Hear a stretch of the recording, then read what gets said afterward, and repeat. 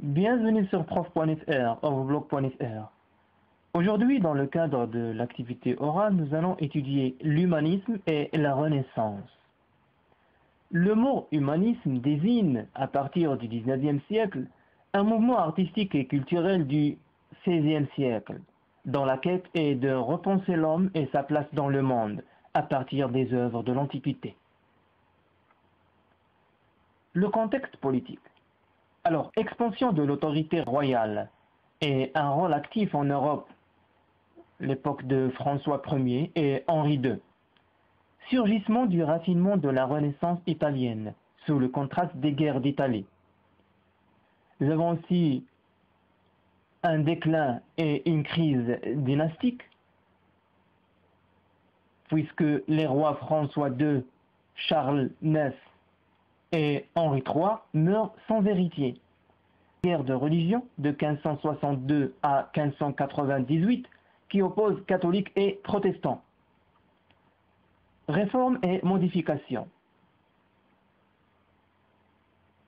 La découverte de l'Amérique en 1492, la révolution copernicienne, diffusion des savoirs, mise au point de l'imprimerie vers 1450, ce qui va mener à une multiplication des livres et des gravures.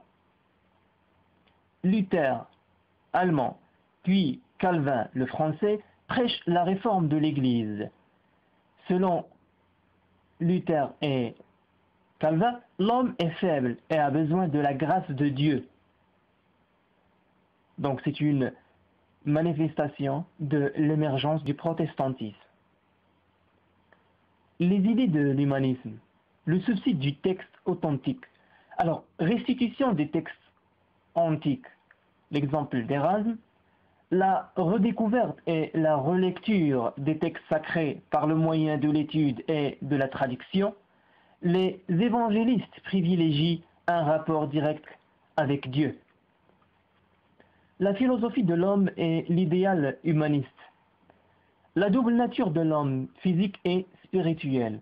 Éloge du corps, Léonard da Vinci et Michel-Ange en peinture.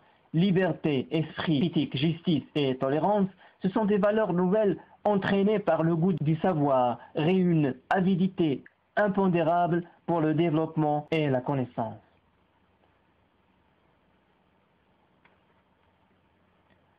Le bonheur terrestre à Florence, Machiavel écrit Le Prince, dans lequel il analyse l'exercice du pouvoir. L'humaniste anglais Thomas More peint dans l'utopie l'image d'une société idéale. La littérature. Alors, la Pléiade.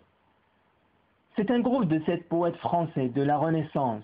Ronsard, Du Bellay, Baïf, Bello, Jodelle, Pontus de Thiard et Jacques Pelletier. Ces poètes rénovent la poésie en s'inspirant des poètes latins ou italiens, Pétrarque par exemple. Nous avons la modernisation des formes poétiques, l'émergence du sonnet. Le grotesque.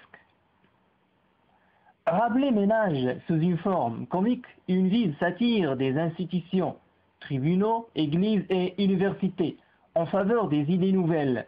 Ces œuvres grotesques, l'exemple de Pantagruel et Gargantua, s'inspirent du folklore populaire et invitent à une réflexion humaniste très ambitieuse. Les essais de Montaigne.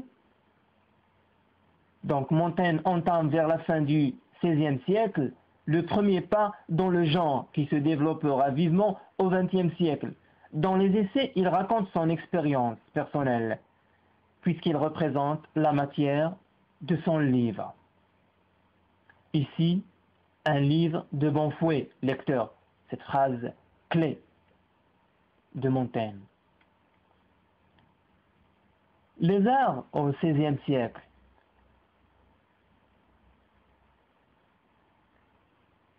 Un intérêt particulier pour l'art et les artistes qui contribuent à la prolifération du prestige des rois et princes.